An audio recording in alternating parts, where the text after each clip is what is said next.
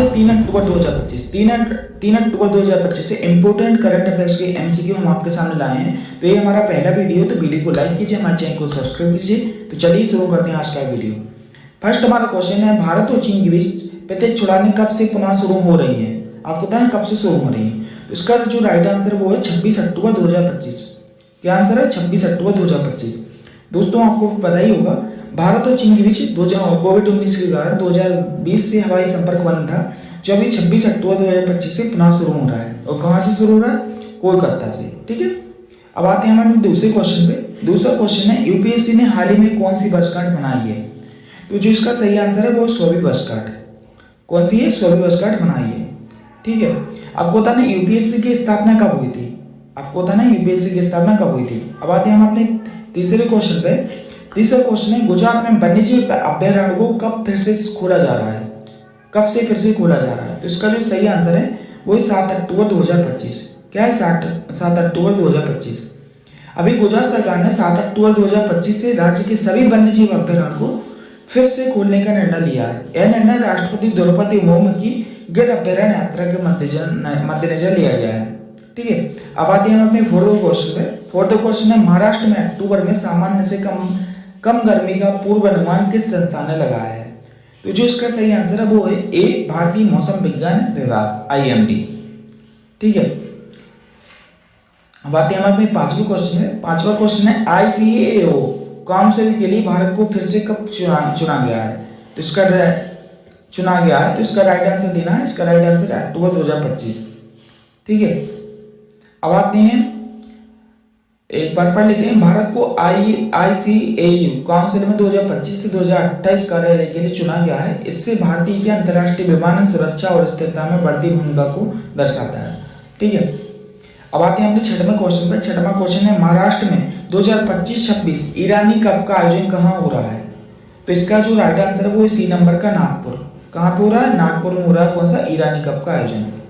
ठीक है, 2025-26 ईरानी कप का आयोजन महाराष्ट्र के नागपुर में हो रहा है। यह मैच 1 से 5 अक्टूबर 2025 तक खेला जा रहा है। ठीक है, अब आते हैं सातवें क्वेश्चन पे। सातवां क्वेश्चन है, भारत में सबसे पहली महिला प्रधानमंत्री कौन बनी थी? ठीक है, आपको इसका सही आंसर देना है। इसका जो सही आंसर है वो है बी, इंदिरा गांधी। ठीक है, इंदिरा गांधी ने 1966 में प्रधानमंत्री पद की शपथ ली थी और भारतीय राजनीति में महत्वपूर्ण योगदान दिया था। ठीक है, अब आते हैं हम अपने आठवां क्वेश्चन पे। आठवां क्वेश्चन है, भारत सरकार ने हाल ही में किस योजना के तहत 72,300 से अधिक सार्वजनिक इलेक्ट्रॉनिक वाहन चार्जिंग स्टेशन स्थापित करने के लिए दिशा निर्देश जारी किए हैं?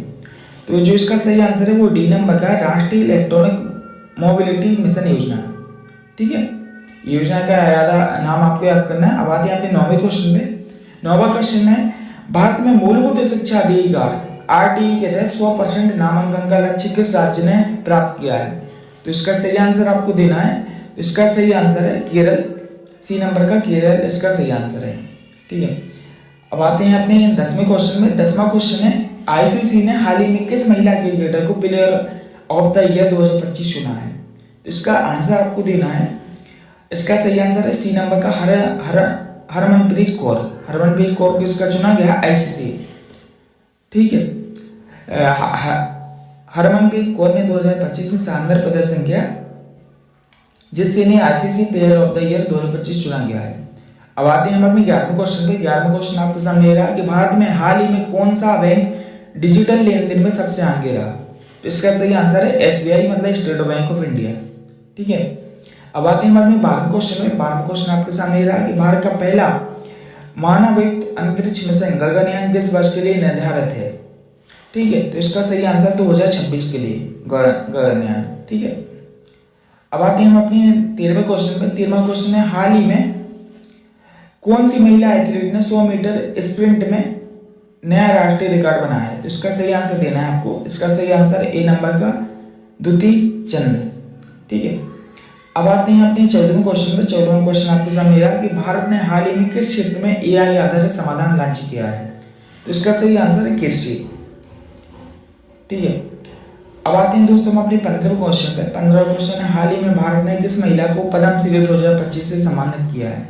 तो इसका जो सही आंसर है बी नंबर का, किरण मजूमदार शाह। आपको बताना है किरण मजूमदार शाह किस क्षेत्र से संबंधित हैं, इसका आंसर आपको देना है।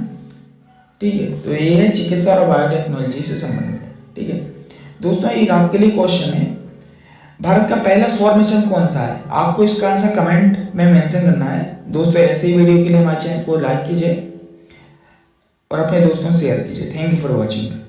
मिलते हैं नेक्स्ट वीडियो में।